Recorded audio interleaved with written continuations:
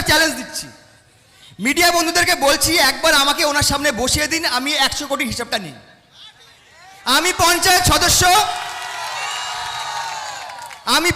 সদস্য, কাগজপত্র বুঝি, কাজ কিভাবে পাস হয়, কিভাবে স্কিম হয়, কিভাবে অর্ডার পাস হয় আমি বুঝি। আমি প্রশ্ন করব, কোথায় 100 কোটি টাকার কাজ হয়েছে আমি প্রমাণ চাই। খুন করার ডাক্তার শওকত মোল্লা সাহেব,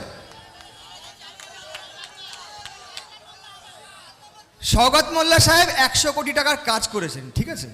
এইটা একটু ব্যাখ্যা করে দেই। আমি ব্যাখ্যা করার আগে একটা চ্যালেঞ্জও দেই, ঠিক আছে? কারণ উনি একটু স্টেজে চ্যালেঞ্জ দিতে খুব পছন্দ করেন। এই চ্যালেঞ্জ দিচ্ছি, শিক্ষিত তো না, চ্যালেঞ্জ বলতে পারে না, চ্যালেঞ্জ দিচ্ছি। তো আমিও একটা চ্যালেঞ্জ দিচ্ছি, মিডিয়া বন্ধুদেরকে বলছি একবার আমাকে ওনার সামনে বসিয়ে দিন, আমি 100 কোটি হিসাবটা নিই। আমি পঞ্চায়েত সদস্য, কাগজপত্র বুঝি, কাজ কিভাবে পাস হয়, কিভাবে স্কিম হয়, কিভাবে অর্ডার পাস হয় আমি বুঝি। আমি প্রশ্ন করব, কোথায় 100 কোটি টাকার কাজ হয়েছে আমি প্রমাণ চাই। দিতে পারলে আমি আবার ফেরত চলে যাব, আর না দিতে পারলে বেরিয়ে যাও, এখান থেকে সোজা বেরিয়ে যাও। আপনার আশেপাশে, আপনাদের গ্রামে যতগুলো রাস্তা হয়েছে, যতগুলো কল হয়েছে, যতগুলো ড্রেন হয়েছে, ভালো খারাপের প্রশ্নে আমি যাচ্ছি না, সে ভাঙাচোরা হয়েছে, কিন্তু আপনাদের মাথায় রাখতে হবে সেটা কিন্তু শওকত মোল্লার 100 কোটি টাকার মধ্যে পড়ে না। ওইটা পঞ্চায়েতের কাজ। সাধারণ মানুষ বোঝে না বলে বিভ্রান্ত হয়। ওটা পঞ্চায়েতের কাজ। পঞ্চায়েত কারুর বাপের সম্পত্তি না। পঞ্চায়েত হচ্ছে একটা প্রশাসনিক বডি, ওটা না টিএমসির না আইএসএফ এর। পঞ্চায়েতে প্রত্যেক দলের সদস্য ওখানে থাকে। আমরা সমালোচনা করে কোন গ্রামে কোন জায়গায় কোন রাস্তা হবে, কোন ড্রেন হবে, কোন কল হবে আমরা প্রস্তাব দেই। আমরা পঞ্চায়েতের সদস্য, ওখানে আমরা ভাবি না, একবার পঞ্চায়েতে ঢুকে গেলে আমরা ভাবি না আমরা কোন দলের। কিন্তু দুঃখজনক বিষয়, সব পঞ্চায়েতে সেটা হয় না। আমার পোলেহাট 1 নম্বর পঞ্চায়েতে খুব লড়ে ওই জায়গাটা আসতে হয়েছে। কারণ আমার পোলেহাট অঞ্চলের কথা বলি, 1998 সাল থেকে নিয়ে এই 2023 সাল অবধি কোনো সদস্য পঞ্চায়েতে ঢুকতে দেওয়া হতো না। আমি আসার পরে এদের পেছনে লেগে যতটা বাজেট আসতো পঞ্চায়েতে, সেটা প্রত্যেকটা অঞ্চল ভিত্তিতে, প্রত্যেকটা বুথ ভিত্তিতে আমরা লড়ে ভাগ করিয়েছি। তার সাথে আমার সাথে ছিল আমার আইএসএফের যারা সদস্য ছিল, আমাদের 7 জন, আমরা সবাই মিলে লড়েছি। তারপরে এখন প্রত্যেকটা বুথে কাজ হয়। তাহলে অত সোজা না ব্যাপারটা। আর উনি হালকাই বলে দিলেন যে 100 কোটি টাকার কাজ আমরা করেছি। আবার প্লিজ দেখাতে হবে কোথায় কাজটা করেছেন।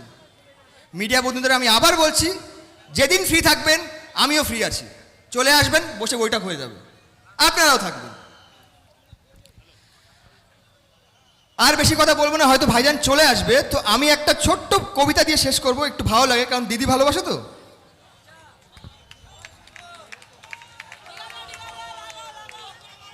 মোল্লা মিটিংয়ে বলে আইএসএফ এর পায়ের তলা থেকে মাটি সরে গেছে। আবার একই মুখে বলে জনগণের ঢিলে তার গাড়ির কাঁচ ভেঙে গেছে। আমায় চোর বলেছে, নালিশ করতে প্রশাসনের কাছে গেছে।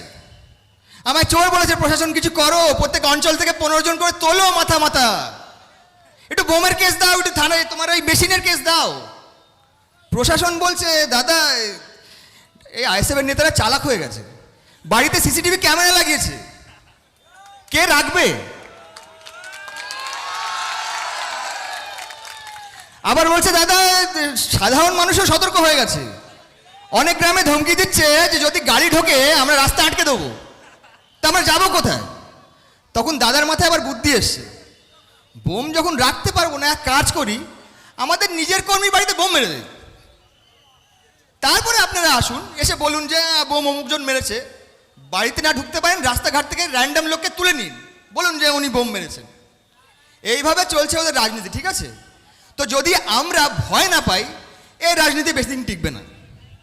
তো জনগণের ঢিলে তার গাড়ির কাঁচ ভেঙে গেছে, আমায় চোর বলেছে, নালিশ করতে থানায় গেছে। আরে দাদা, তুমিই তো বললে যে আইএসএফ বলে ভাঙড়ে কিছু নেই, সব মুছে গেছে।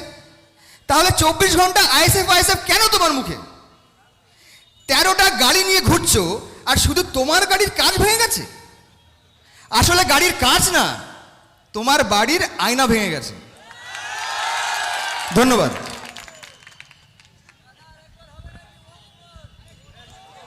ধন্যবাদ আমাদের লাইয়ান ভাই মুন্সিকে, তিনি তার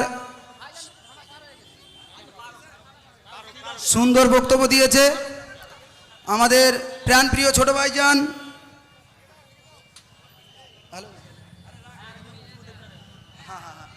আচ্ছা আচ্ছা আচ্ছা ঠিক আছে,